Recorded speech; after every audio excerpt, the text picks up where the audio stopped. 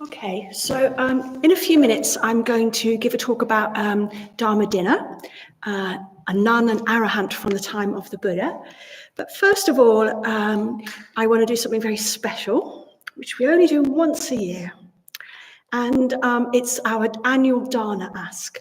So Dana means generosity. You might have seen downstairs that there's a big display about the finances of the centre. And we've also got letters that we're going to give you at the end, if you'd like to take them, which tells you more about that. So when it comes to the Dana ask, when I kind of go back to thinking about, so what do we do at Sheffield Buddhist Centre? What are we about? What's it all about, us coming here together? And I hope that, well, my experience is that there's something magical, something indescribable in what we do together, something you can't kind of like touch, but something very important. And there are many ways of looking at this. I often come back to a poem by Hafiz, who's a Sufi, not a Buddhist, but a Sufi, which I'm going to read to you because I think it gives a sort of hint of something that I connect with.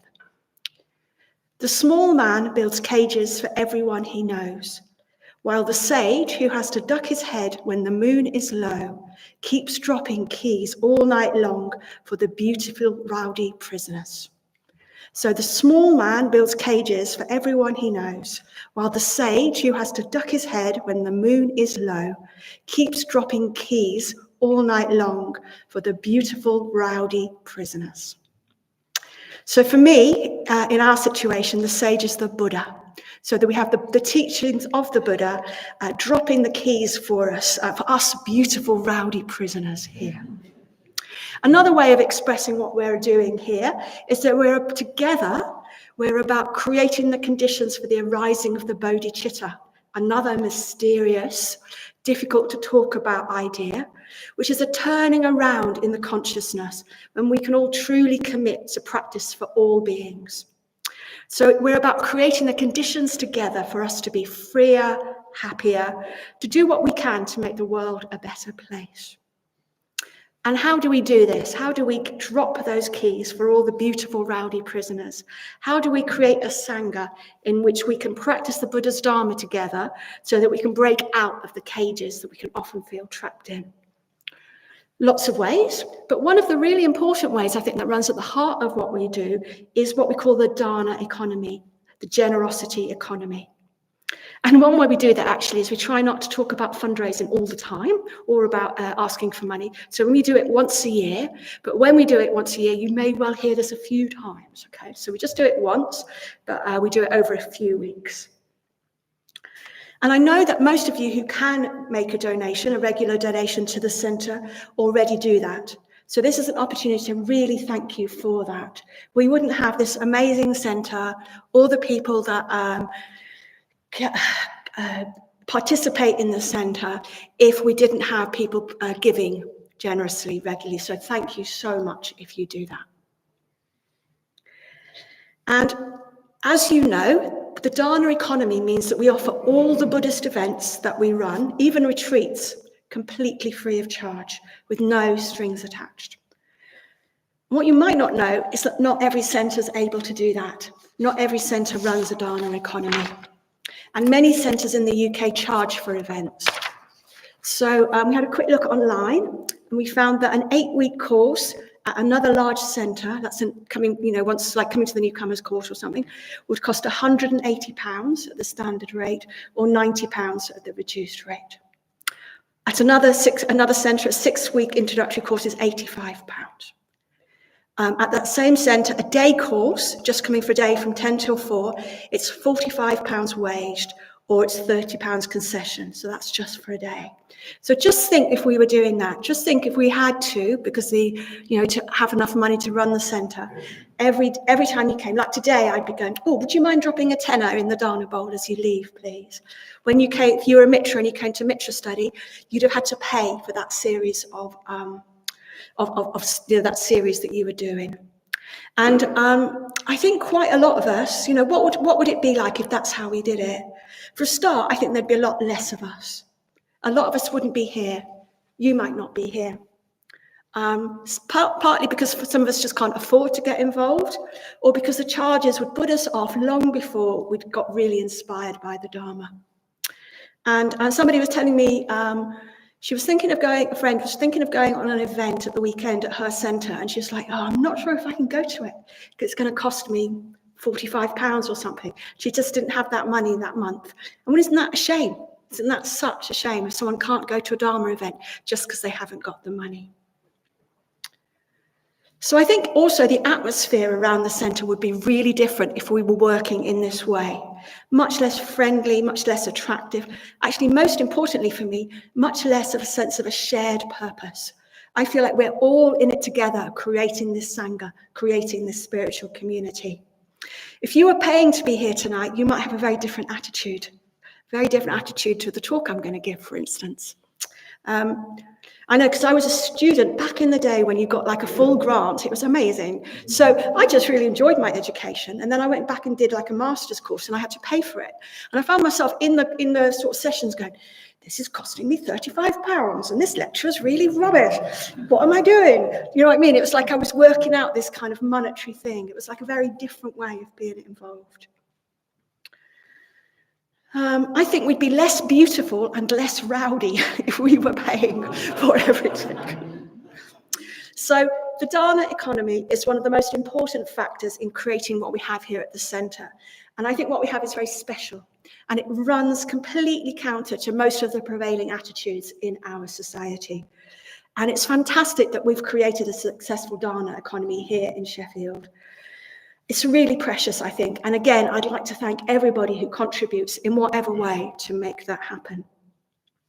And if you're not yet contributing, but you would like to, I'd really like to ask you to think about taking out standing order. Standing orders are really helpful to us because we know then we can budget for the year ahead. We know how much we're going to get every month so that we can work out what we're going to spend the money on. And when you're working out how much to give, well, it's up to you, but you might think about how much you value the centre, how much you come to the centre compared to some of the other things you might spend money on.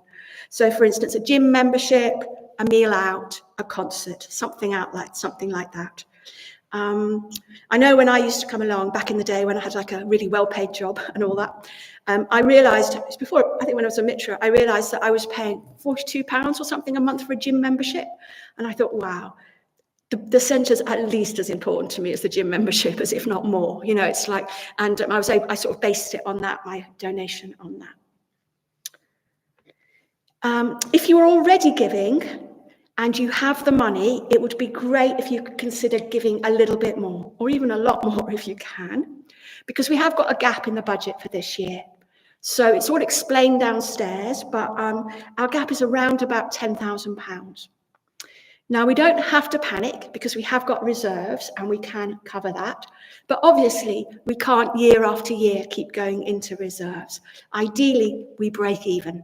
Ideally, the amount of money that comes into the centre matches the amount of money that we're spending. And of course, the other option we have is we could cut what we do. You know, we could limit what we do. So there's 3 reasons why we've got that gap. So the first is just the cost of living. So our general costs have gone up, and lots of different ways. And also those of us who are on support, our costs have gone up. And actually for people who are on a lower income, the cost of living rises proportionally higher, if you see what I mean, because it's things like food and fuel and stuff like that. So quite a few of us here are on support, which is a very radical idea. So we're not on wages, and what we get is we get enough money to meet our needs so that we can contribute to the centre. And it's based on what we need, not on kind of, I don't know, who's been working here the longest or who's the chair. Yeah, it's based on what we need. And actually, most of us who work here, we've sacrificed the opportunity to earn quite a lot higher wages by working here for many years. And it's something I do very willingly, we all do very willingly, and it is something that we have done. The second, so the cost of living, one reason. The second is there's a dip in the amount we receive from standing orders. And this usually happens every year. It's particularly strong this year because we had a wonderful big standing order. And the people that were giving that had to stop. They could no longer afford to do that. And that's had quite an effect on us. And then obviously other Sangha members move away, retire, change their financial situation, and they can't give as much. So the standing orders have gone down.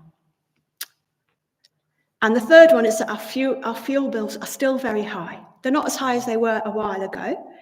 And this is a beautiful building, but it's not very economical to heat. And Bodhinaga is doing a lot of really excellent work to make this building more efficient, more warm, that you will see over the next months. But meanwhile, the heating bills are still very high. So those are the reasons, that's where the gap comes from. So please do think really carefully about whether you can give. I really need to really say very strongly, though, this is generosity, this is dana. There is no pressure on anyone to give.